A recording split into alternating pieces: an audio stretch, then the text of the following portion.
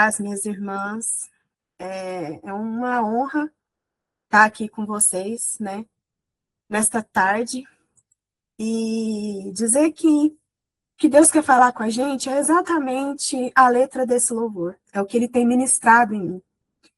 E o tema que Ele me deu, né, para essa tarde é o caminho para Damasco, uma transformação de vida, que é o que Ele quer de todas nós, que a nossa vida ela seja verdadeiramente transformada.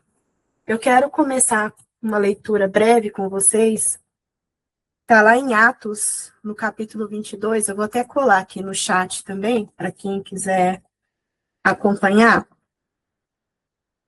E antes da gente ler, eu quero fazer uma breve oração.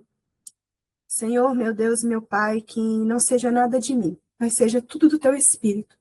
Usa a minha vida conforme a tua vontade. Em nome de Jesus, amém.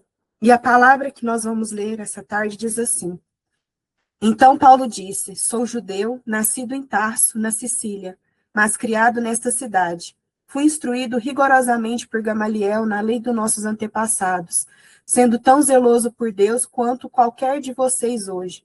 Persegui os seguidores deste caminho até a morte, prendendo tanto homens como mulheres e lançando-os na prisão. Como podem testemunhar o sumo sacerdote e todo o sinédrio? Deles cheguei a obter cartas para seus irmãos em Damasco, e fui até lá, a fim de trazer essas pessoas a Jerusalém, como prisioneiros, para serem punidas. Por volta do meio-dia, eu me aproximava de Damasco, quando de repente uma forte luz, vinda do céu, brilhou ao meu redor. Caí por terra e ouvi uma voz que me dizia: Saulo, Saulo, por que você está me perseguindo? Então perguntei: Quem és tu, Senhor? E ele me respondeu: Eu sou Jesus, o Nazareno. Vou dar só uma pausa aqui que eu vou permitir a entrada de mais uma irmã. Sou Jesus, o Nazareno, a quem você persegue. Os que me acompanhavam viram a luz, mas não entenderam a voz daquele que falava comigo. Assim perguntei: O que devo fazer, Senhor? E disse o Senhor: Levanta-te, entra em Damasco, onde lhe será dito o que você deve fazer. Os que estavam comigo me levaram pela mão até Damasco, porque o resplendor da luz me deixou cego. Um homem chamado Ananias, fiel seguidor da lei e muito respeitado por todos os judeus que ali viviam, veio ver-me e, pondo-se junto a mim, disse: Irmão Saulo, recupere a visão. Naquele mesmo instante pude vê-lo. Então ele disse: O Deus dos nossos antepassados o escolheu para conhecer a sua vontade e ver o justo e ouvir as palavras de sua boca. Você será testemunha dele a todos os homens daquilo que viu e ouviu. E agora, o que está esperando? Levante-se, seja batizado e lave seus pecados, invocando o nome dele.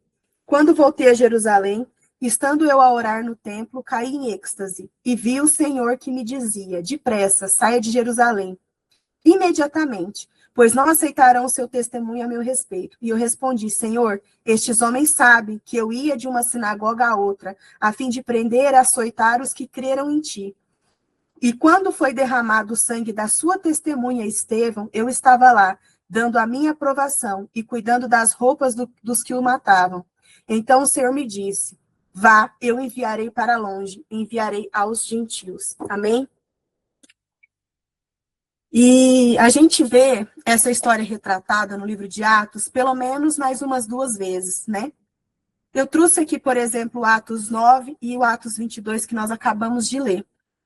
E nessas duas passagens, eu vejo que, além delas contarem como aconteceu esse processo de conversão de Paulo, elas também nos mostram duas perspectivas diferentes. Uma na visão de um autor e outra, o próprio Paulo contando aquela experiência que ele teve. Por isso que eu trouxe essa passagem de Atos 22, porque é um relato pessoal de Paulo, né? E ambas essas versões me chamam a atenção por um ponto que elas têm em comum, que é o caminho para Damasco. Esse ponto, ele muda completamente a direção da história. Pensa comigo. Paulo, Saulo, até aquele momento, ele era um perseguidor sanguinário. Ele não media esforços, ele não poupava homens, não poupava mulheres, não poupava crianças. E ele buscava tudo e todos que proclamassem o nome de Cristo. E essa história podia ter um final muito diferente. Muito diferente. Essa história podia ter um final triste, um final trágico, um final de mortes, de prisões, de perseguição. Mas bem no meio dessa história tem um acontecimento. Bem no meio dessa trajetória acontece algo. E de um final trágico, a gente vê um final de transformação. De como quando Deus entra numa história, ele pode mudar completamente os destinos das nossas vidas, assim como ele mudou o destino de Paulo. O caminho para Damasco é um caminho para um encontro profundo com Deus. Um caminho que resulta em uma mudança completa de vida, em renúncia, em transformação, na transformação da morte em vida. E uma vida de entrega a Deus. E é sobre isso que eu quero falar com vocês nessa tarde. Qual é esse caminho para Damasco que nós passamos? Onde foi que a gente teve um encontro profundo com Jesus? Qual foi esse caminho que resultou numa mudança completa nas nossas vidas? O que nós precisamos renunciar? Qual foi a transformação? E o que nós temos feito com as nossas vidas? Nós temos entregado ela totalmente a Deus? O encontro de Paulo com Jesus no caminho de Damasco foi um evento tão impactante que não transformou só a vida dele. Transformou também a vida de inúmeras pessoas. E a gente vê isso ao longo de toda a trajetória de Paulo, de toda a história que ele construiu. E nós, ainda hoje, cada uma de nós aqui, ainda somos impactadas lendo as cartas que Paulo escreveu. O testemunho da vida de Paulo. E da mesma forma Deus quer fazer com cada uma de nós. E quando eu refletia sobre essa palavra, ela veio de encontro a mim através de um convite da pastora Vivi. Nessas últimas semanas, parece que eu vivi um mês de tantas coisas que aconteceram, de tão pesada que foi. E eu estava assim, sem nada, vazia, quebrada. Para ser sincera, eu estava como Elias, querendo achar uma caverna e pedindo a Deus, Senhor, me leva, porque eu não vejo sentido no que eu estou fazendo. Não vejo sentido nessa história que eu estou escrevendo. E no dia que eu estava mais vazia, mais triste, no meu pior momento, a pastora Vivi vem e diz, Deus ministrou em mim que você vai fazer o devocional dessa semana. Eu quero te convidar. E eu olhei para Deus e falei assim, Senhor, como? Eu não tenho nada. Nada. Nada, nada, nada. Eu não tenho nada. Quando ela me mostrou o tema, aí que eu fui mais confrontada. Falei, Senhor, o que eu vou fazer? Mas eu tenho um combinado entre eu e Deus. Tudo aquilo que ele me chama para fazer, eu nunca digo não. Nunca digo não. E eu falei, Senhor, quantas oportunidades ela teve para me chamar? Por que eu? Por que hoje? Por que nesse momento? E o Senhor disse, agora que não tem nada seu, eu posso colocar o que é meu dentro de você.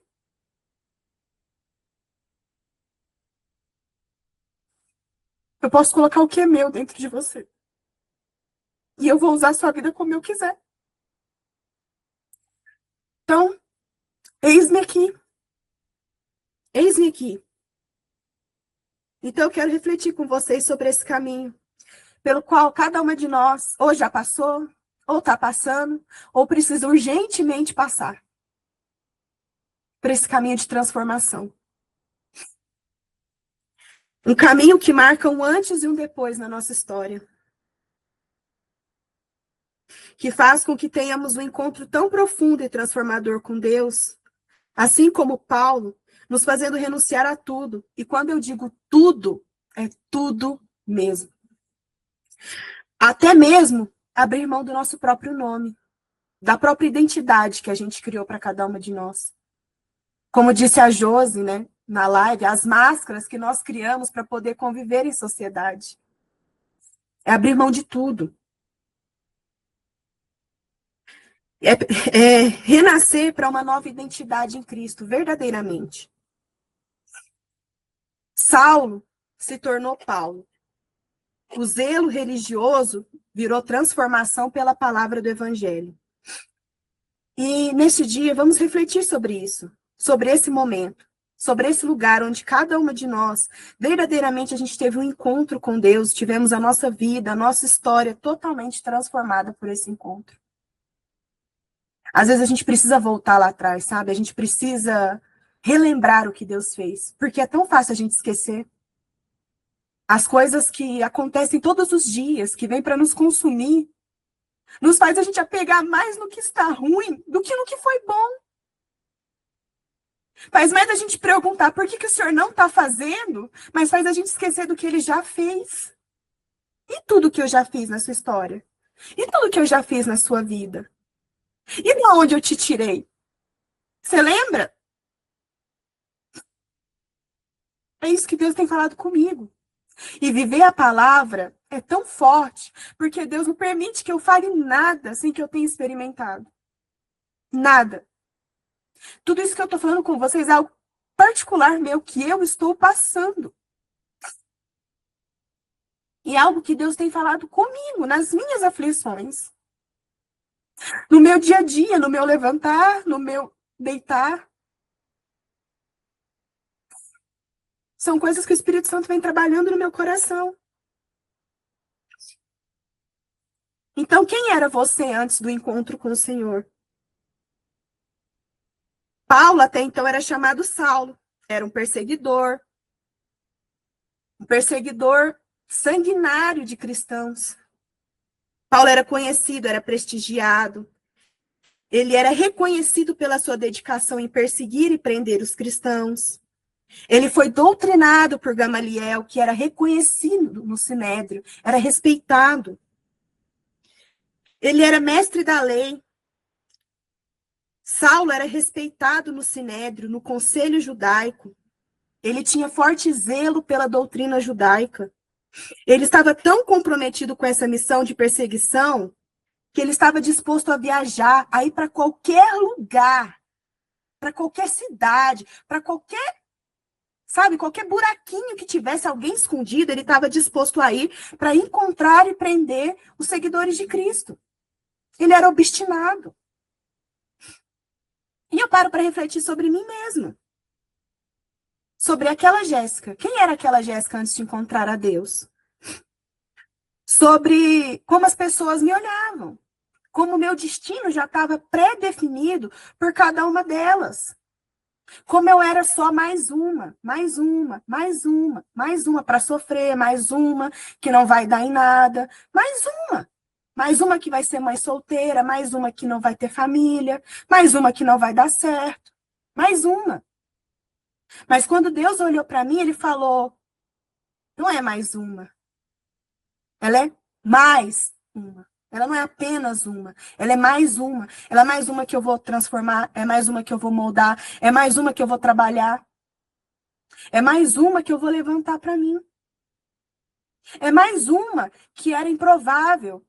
É aquela que eu vou pegar para confundir os que são. E assim ele fez na vida de cada uma de vocês. Nós somos aquela que ninguém dava nada por nós.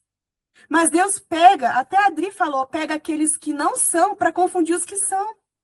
Pega o fraco para confundir o forte. O humilde para confundir o sábio. Porque Deus vai na contramão do mundo. Não é sobre quantidade. Deus nunca precisou de números para vencer batalhas. A gente vê isso na Bíblia, vários relatos. Gideão estava com um exército, falou, nossa, vai dar certo. E Deus foi lapidando e sobrou só o remanescente. Porque não é sobre o poder do homem, não é sobre o poder da nossa força, mas é sobre a glória do Deus que a gente serve. Deus não precisa de números para manifestar quem ele é. E a gente precisa entender isso. Não é porque a gente vê nas plataformas grandes mulheres, servas de Deus, elas já foram como nós. E Deus leva quem ele quer para onde ele quiser. A vontade é dele. E cada uma de nós tem uma mensagem que vai mudar a vida de alguém. E quando a gente se cala, a gente vai ser cobrada por essa vida que a gente não alcançou porque a gente se calou.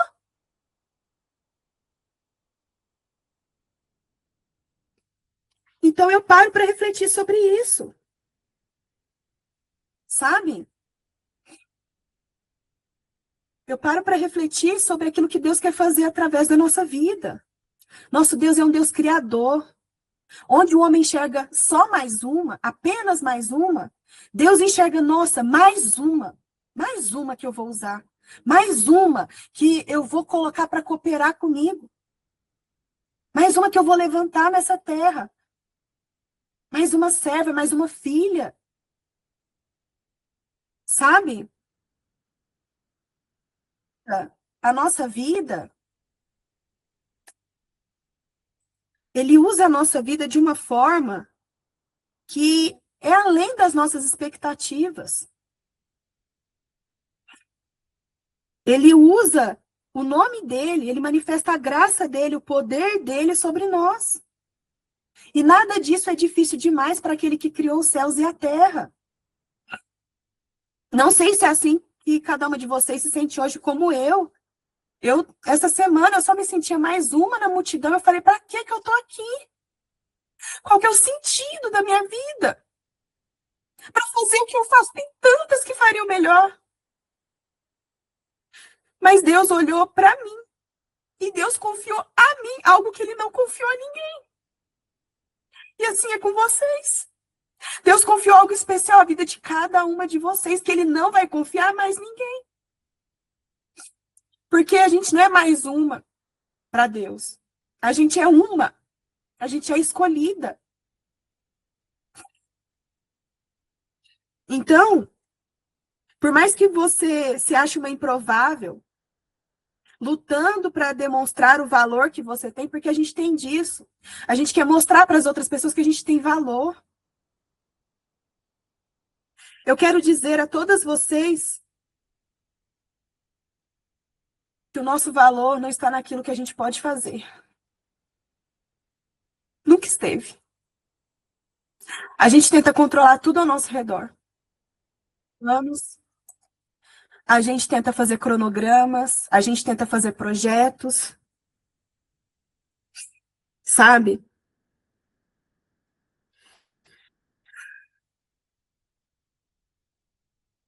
Mas eu não sei vocês.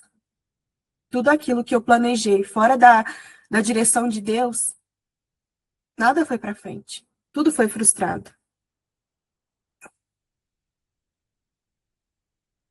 Deus nos convida a adorar, nos convida a entregar, a ir mais fundo na presença dele. E ele diz a cada uma de nós, filhas amadas, meus olhos te veem. Você não é apenas mais uma. Você é especial. Você foi ansiada pelo reino. Existe um projeto para a sua vida. E como cada uma de nós podemos alcançar esse projeto de Deus? É no caminho para Damasco. É um encontro no caminho de Damasco. É ter esse encontro poderoso. Um encontro que deixou Paulo cego por 3 dias. Como diz aquela canção que eu coloquei. A sua graça lança a minha carne ao chão. Foi o que aconteceu com Paulo. A graça foi tão grande, a glória de Deus foi tão grande, que ele ficou cego por 3 dias.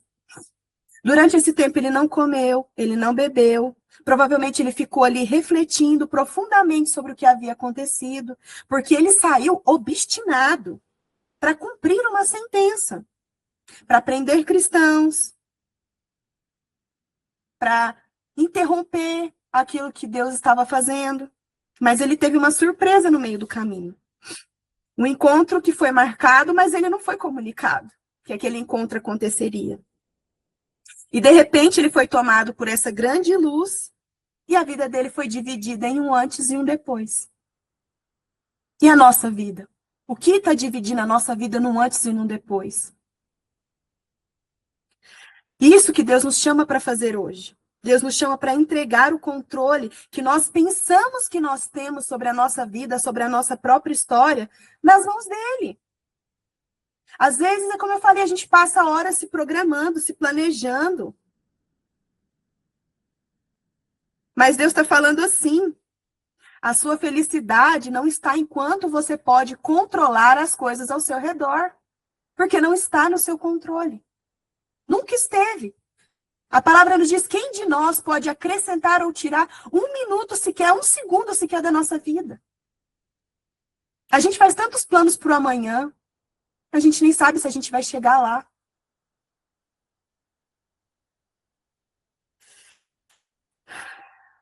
E quanto mais a gente planeja, mais os nossos planos escapam pelas nossas mãos. Mais os nossos planos se escapam. Tudo aquilo que eu quis fazer pela minha própria força, pelo meu próprio entendimento, sem submeter à vontade de Deus, deu errado. E estava dando errado até ontem, quando eu entendi essa mensagem que o Senhor está falando hoje. Tudo que a gente faz fora da presença de Deus é fracasso na certa. E eu ouvi uma frase que mexeu muito comigo. Eu quero compartilhar com vocês para que vocês reflitam sobre isso. Do que adianta você ficar orando pelo resultado, se você não ora, se você não consulta a Deus antes de tomar as suas decisões?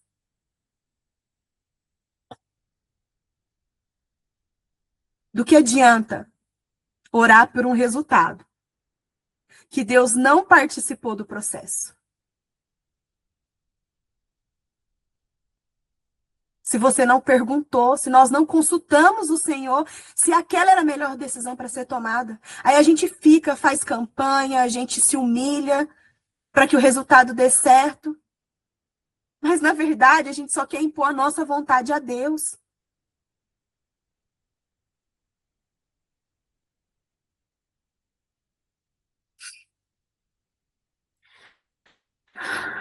Deus não quer que a gente confie na nossa própria força, nem no nosso próprio entendimento.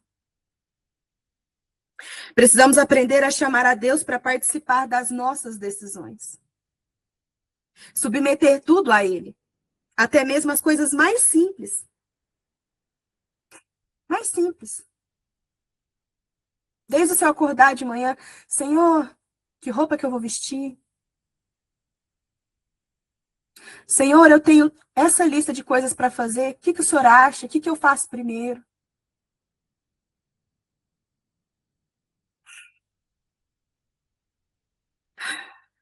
Essa é a chave para o sucesso da vida cristã. O que Deus direciona, Ele se responsabiliza.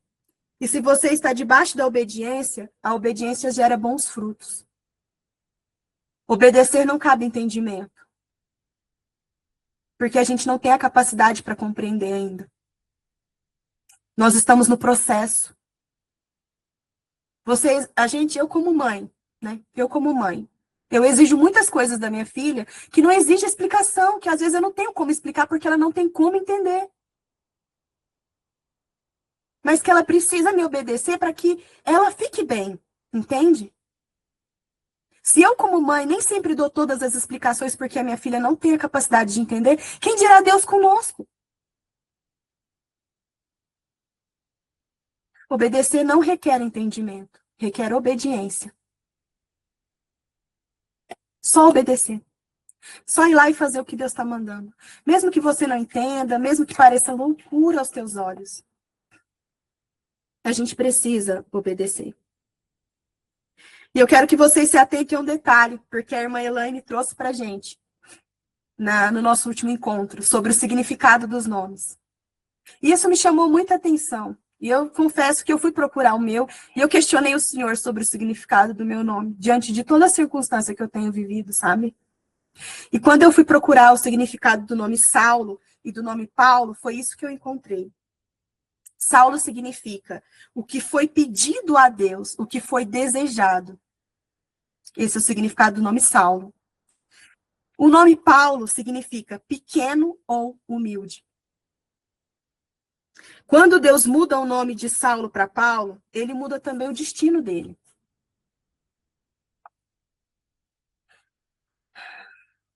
E eu quero ler aqui 1 Coríntios, no capítulo 15, versículo 9 a 11, que diz assim: porque eu sou o menor dos apóstolos, que não sou digno de ser chamado apóstolo, pois eu persegui a igreja de Deus.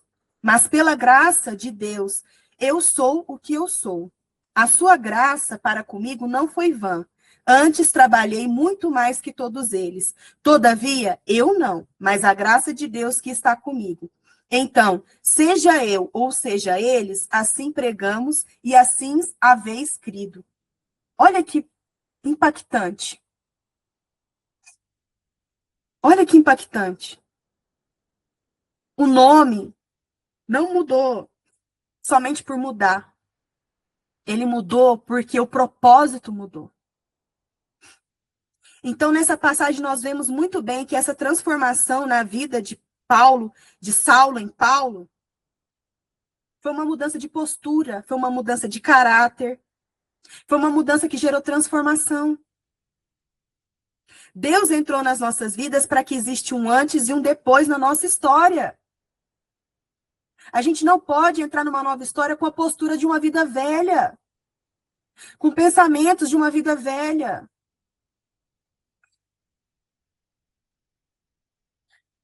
Assim como ele fez na vida de Paulo, Deus nos deu um novo nome e ele está mudando a nossa história também. Precisamos chamar ele para fazer parte da nossa rotina.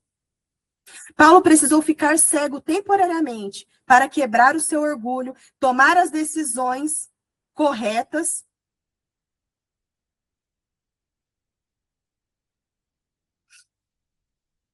E eu te pergunto,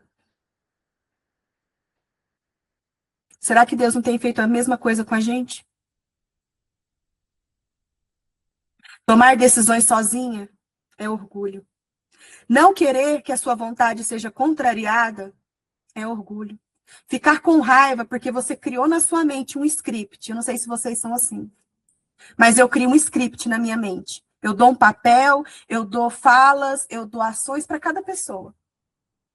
E quando as coisas não saem como eu quero, e eu me revolto, isso é orgulho.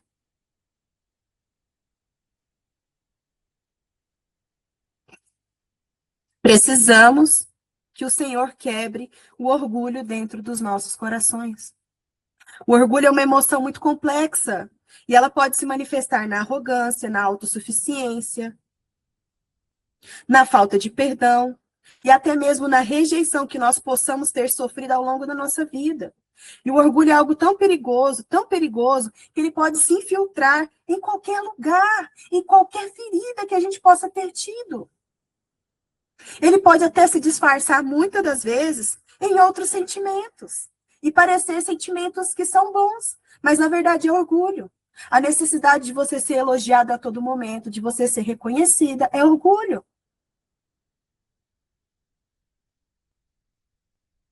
É orgulho. E Deus tem me mostrado isso na minha vida, no meu dia a dia. Porque a gente faz uma coisa, a gente quer ser reconhecida. Mas o reconhecimento que eu e que vocês precisam não vem de homens, vem de Deus. Por isso que a palavra fala, fazei tudo como se fosse para Deus e não para homens. Porque Deus sabe que se a gente for ficar esperando do homem, a gente vai ser frustrada. A gente vai ser frustrada. E hoje Deus nos chama para esse lugar. Nos chama para deixar que ele examine o nosso coração. Que ele quebre todas essas armadilhas que o orgulho vem criando dentro de nós. Que ele possa mostrar cada lugar onde ele possa estar escondido na nossa vida. Ele está agindo nas sombras dos nossos sentimentos, querendo nos fazer parar, querendo nos fazer desistir. A gente não pode ter a nossa fé na medida que a gente está emocionada ou triste. A nossa fé não pode ser medida por emoção. Ah, hoje eu tô bem, eu vou fazer meu devocional, eu vou. Porque muitas das vezes, como foi comigo, Deus vai pedir isso de você quando você não tiver mais nada. Porque foi isso que Deus fez comigo essa semana. Eu fui moída. Eu não tinha mais nada. Eu estava pedindo a Deus que me levasse, que tomasse uma providência, porque eu não tinha mais força. E foi aí que ele resolveu me usar, foi aí que ele resolveu transbordar. Então, a nossa medida de fé não pode se basear em como nós estamos nos sentindo, nas nossas emoções. Nós precisamos ter uma fé madura. Nós precisamos ter uma fé madura. E olha que algo maravilhoso. É preciso nos atentar, porque Saulo estava no contexto certo. Saulo estava profundamente envolvido com as questões relacionadas a Jesus e aos seus seguidores. No entanto, a sua função nesse contexto estava completamente errada. Ele estava usando o seu zelo e a sua dedicação para perseguir e prejudicar, em vez de construir e fortalecer. Isso nos lembra que, às vezes, nós podemos estar no lugar certo, mas fazendo a coisa errada.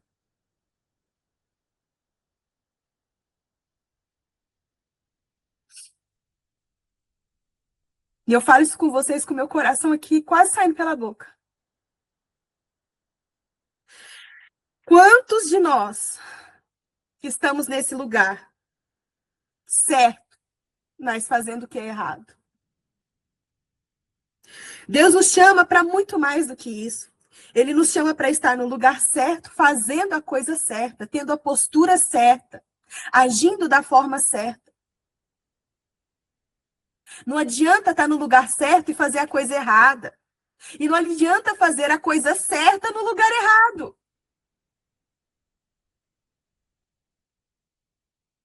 Precisamos de alinhamento. Ai,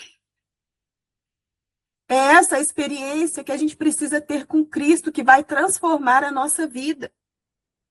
Não é suficiente apenas orar a Deus para que o resultado da nossa ação dê certo.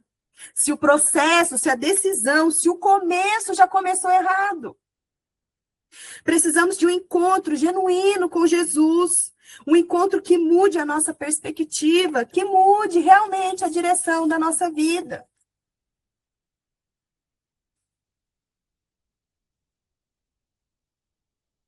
Não adianta adorar a Deus só por boca. Não adianta. Não adianta amar a Deus e tentar fazer tudo com as suas mãos, conforme a sua própria vontade, conforme os seus próprios pensamentos. Não adianta. Eu sei disso, porque eu tenho vivido isso. É dar murro em ponta de faca, é se machucar, é se desgastar. Não adianta. Não adianta. E após o seu encontro com Jesus, Paulo passou por essa transformação radical. Ele passou de perseguidor dos cristãos a um dos maiores propagadores do evangelho. A sua missão de vida mudou completamente. Deus usou Ananias para restaurar a visão de Paulo e comunicar o seu novo propósito. Em Atos 9:15, a gente lê: Este homem é meu instrumento, escolhido para levar o meu nome perante aos gentios, a seus reis e perante ao povo de Israel. E Paulo abraçou essa missão. Com o mesmo zelo, com a mesma dedicação que antes ele aplicava para perseguir. Agora ele aplica para levar a palavra, para ganhar vidas. Ele se tornou um poderoso instrumento nas mãos de Deus para espalhar o evangelho de Cristo. E já caminhando aqui para o nosso encerramento, as lições que nós podemos tirar para nós hoje, nesta tarde. A lição da vida de Paulo nos mostra que nós podemos aprender algumas coisas valiosas A primeira delas, Deus pode usar qualquer pessoa. Não importa o seu passado. Hoje você pode olhar para as coisas que Deus te pede e falar, Senhor, mas eu fui isso, eu fui aquilo, eu fiz isso, eu fiz aquilo. Não importa. Se você teve esse encontro, se você foi pelo caminho de Damasco, se você teve esse encontro que está te transformando, Deus não olha mais para o seu passado. Não importa quem você foi, importa quem Deus vai te criar para ser. Segunda lição. Um encontro genuíno com Jesus transforma a nossa vida. Precisamos dar frutos dessa transformação. A nossa casa precisa ver que nós somos transformadas. As pessoas precisam olhar para nós e falar, nossa, como você mudou. Terceira lição. Nossa conversão deve ser acompanhada de uma nova missão e um propósito. Deus tem te chamado para alguma coisa. Deus tem me chamado. Se Ele está chamando a mim, Ele está chamando a cada uma de vocês.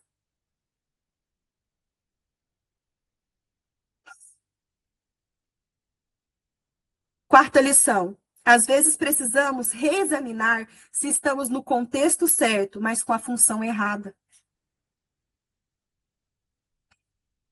Precisamos avaliar o que nós temos feito, qual tem sido a nossa postura, como nós temos lidado com as coisas ao nosso redor. Deus deseja um relacionamento verdadeiramente pessoal conosco, não apenas de falar, mas de ser vivido. Um evangelho de boca não gera transformação. E Deus fala que a gente não pode ser uma fonte que ao mesmo tempo que jorra água limpa, jorra água salgada. Não pode jorrar água doce e salgada da mesma fonte. Não adianta eu vir aqui no café com vocês e aleluia, glória a Deus. Quando desliga aqui, eu vou lá e faço um inferno dentro da minha casa. Brigo com todo mundo. Falo um monte de bobagem. Não adianta. Não adianta. Nós precisamos amadurecer. Porque Deus precisa de mulheres maduras nesse tempo.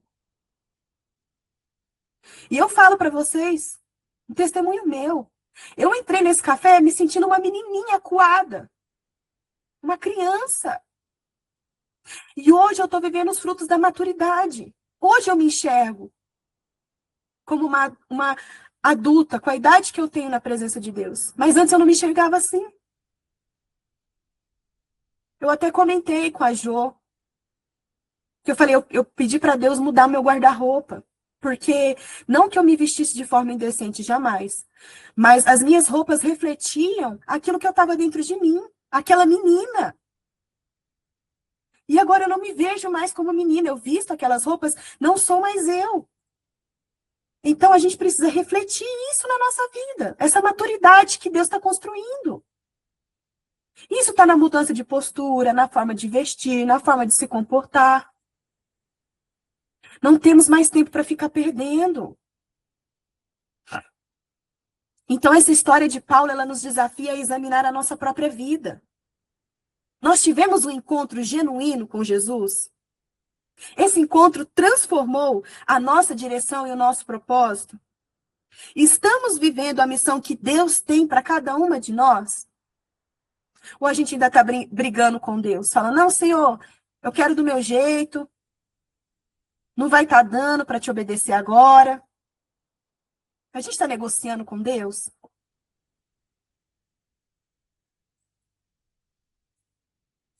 Essa é uma pergunta que eu vou deixar aqui para que cada uma de nós, do nosso secreto, possa responder. E como Paulo escreveu em Filipenses, no capítulo 3, do versículo 13 ao 14, esquecendo-me das coisas que ficaram para trás e avançando para que estão adiante, prossigo para o alvo, a fim de ganhar o prêmio do chamado celestial de Deus em Jesus Cristo. Que nós possamos, assim como Paulo, esquecer do nosso passado, avançar em direção ao chamado que Deus tem para cada uma de nós. Que nós sejamos instrumentos escolhidos por Deus para levar o seu nome aos que estão ao nosso redor, dando fruto dignos da nossa conversão. Que a nossa maturidade seja refletida, não só de boca, mas de atos. Que a maturidade que Deus está criando em nós, ela seja refletida. Esta é a mensagem, é para que nós possamos sempre nos lembrar e relembrar desse encontro que nós tivemos com o nosso Criador. Que nós nunca nos esqueçamos do caminho para Damasco.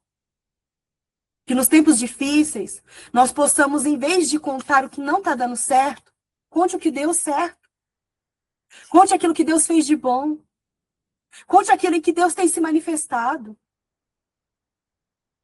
Deus tem falado para mim, para de chegar para mim com as suas reclamações. Chegue para mim com os seus agradecimentos. Fale para mim do que deu certo. Porque o que deu errado eu estou vendo. Mas o que deu certo, você está enxergando?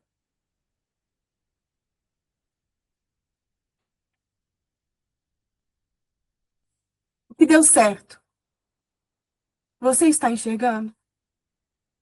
Vamos ser gratas. A gratidão é outra coisa que move, que dá frutos, que atrai bênçãos. Vamos parar de ser queixosas. E vamos começar a agradecer. E quando eu falo isso, é de mim, tá? Porque, como eu disse para vocês, Deus não me deixa falar nada do que não seja sobre o que eu tenho vivido. Isso é algo que Deus tem falado para mim. Mas que eu preciso falar aqui, porque pode ser que alguém esteja passando por isso também. Então, vamos ser gratas. Vamos entrar nesse caminho para Damasco. Vamos ser transformadas. Vamos permitir que a nossa história tenha um marco que mude, que mostre que existe um antes e um depois. Vamos nos deixar ser guiada por Deus, parar de querer ficar dando o nosso jeitinho, os nossos pulos. Porque é isso que está afastando as bênçãos. Eu estava conversando com meu marido esses dias. E ele, nossa, você sabia que do Egito até onde era a Terra Prometida era só 400 quilômetros de distância? E eu virei para ele e falei assim, e você sabia que eles andaram por 40 anos? Olha o que a desobediência faz. Ela te afasta do lugar da bênção. Era para eles terem chegado em um mês, ou menos, 400 quilômetros. E eles demoraram 40 anos. Uma geração teve que morrer. Eu não quero que uma geração da minha família tenha que morrer para que alguém alcance a promessa de Deus. Eu quero viver hoje, na minha história, as promessas dele. E que essa palavra possa ainda falar com vocês. Porque igual ela tem falado comigo a semana inteira. E que ela continue a falar com vocês, que vocês possam meditar sobre a história de Paulo. E que Deus possa trazer cada detalhe pessoal na vida de cada uma de vocês, daquilo que ele tem nos direcionado nesse tempo. Eu agradeço por essa oportunidade, agradeço pelo convite da pastora Dai, da Adri, que são mulheres que têm sido grandemente usadas. Agradeço a Deus por esse propósito que nasceu. E era isso que eu tinha para entregar para vocês nessa tarde. E que o Senhor e que o Espírito Santo possa cumprir com o resto. No mais, ele possa acrescentar nas nossas vidas. Amém?